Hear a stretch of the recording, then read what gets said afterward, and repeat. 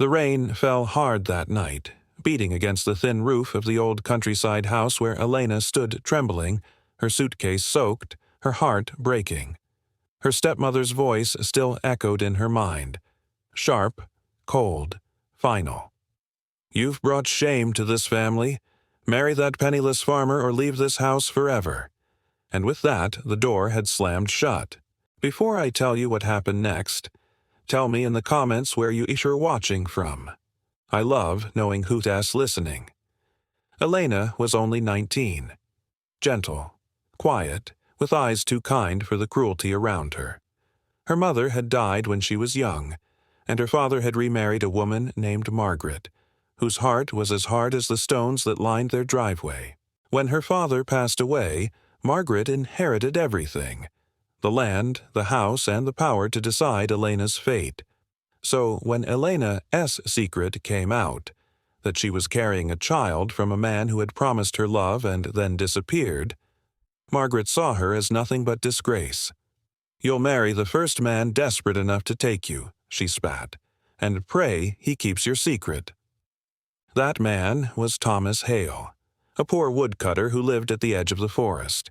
He was known in the village as quiet, hard-working, and strange, the kind of man people pitied but never invited to dinner. He barely made enough to feed himself, let alone a wife. But when Margaret offered him a small sum and her daughter's hand, he hesitated, then agreed. Elena stood before him the next morning, rain still dripping from her hair. She didn't speak. Neither did he.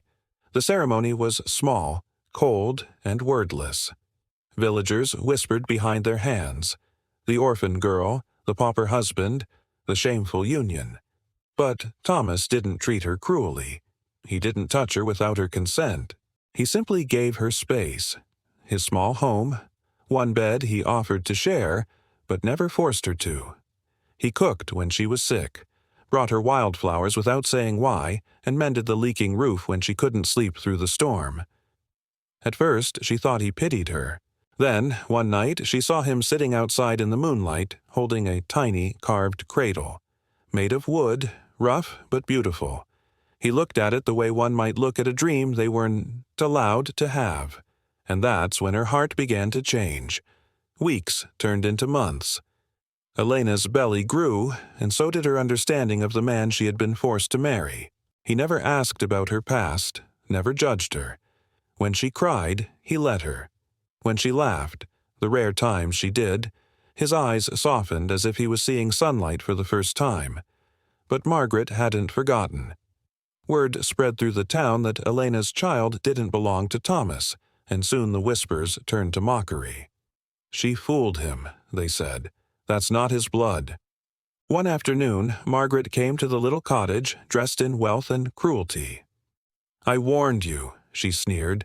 "You've brought disgrace on my name. When that bastard child is born, don't you dare come begging at my door." Thomas stood behind Elena, silent but firm. "You don't have to worry," he said quietly. "She's not your burden anymore. She's my family." Margaret's eyes flashed with disgust. "Your family? You think a girl like her belongs to a man like you?" But Elena saw it then. Not just Margaret's hatred, but Thomas's quiet strength.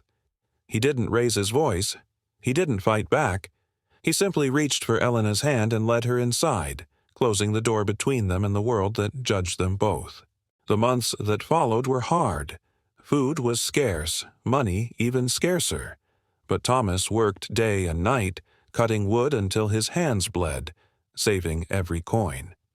And when Elena gave birth to a small, frail baby girl, he wept, not because the child wasn't his by blood, but because she was his by choice. The baby's tiny hand gripped his finger and something inside him healed, a wound no one had seen before. But fate wasn't done testing them. One winter evening, Thomas fell ill. The fever took hold fast, burning through him like wildfire. Elena stayed by his side holding his hand, whispering prayers. She feared losing the only person who had ever truly seen her. Not her shame, not her mistakes, but her heart. When the morning came, the fever broke. He opened his eyes weakly and said, "I told God I'd stay. I can't leave you alone again." Tears fell freely that day, the kind that wash away years of pain. Years later, the same villagers who once mocked them would speak differently. They saw how Thomas and Elena built a life out of nothing, how their little girl grew up strong, kind, and loved. They became the quiet proof that love doesn't have to be grand to be real. It just has to stay. And as for Margaret, when old age and loneliness came for her, no one visited her grand house, except Elena. She came quietly one evening, bringing soup and her daughter by her side. Margaret, frail and bitter, looked up in shame. "Why are you here?" she whispered. Elena smiled gently. "Because you're still my mother." The old woman wept, and for the first time in her life, gratitude softened her hardened heart. Because kindness doesn't vanish. It waits, and it finds its way back. Outside, snow fell gently on the cottage roof. Thomas held Elena close as their daughter laughed by the fire, her joy lighting up the small room. And just like that first night, when rain fell and everything seemed broken, the world felt whole again.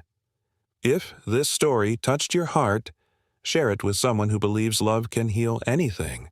And don't forget to subscribe for more stories that remind us. No matter how dark life gets, light always finds a way back home.